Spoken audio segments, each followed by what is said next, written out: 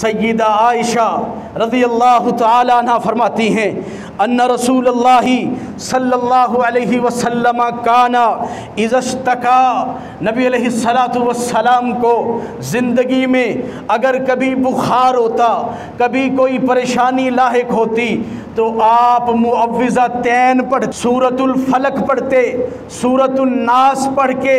अपने हाथों में दम करके पूरे जिस्म पर फेर दिया करते थे। सय्यदा माजी फरमाती है जब नबी अलैहिस्सलातु वस्सलाम को वो ज़िंदगी की आखिरी बीमारी, वो ज़िंदगी का आखिरी मर्ज़ जब लगा, इमामुल अंबिया में इतनी सिक्कत नहीं है,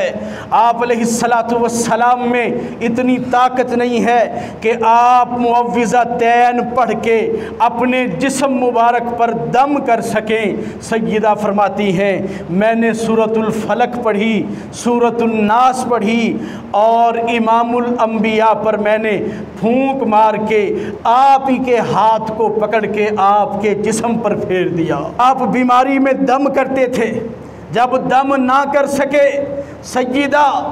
आयशा सिद्दीक़ा रज़ियल्लाहु तआला अन्हा बयान फरमाती हैं फिर मैंने अल्लाह के पैगंबर आमना के लाल को दम फरमाया।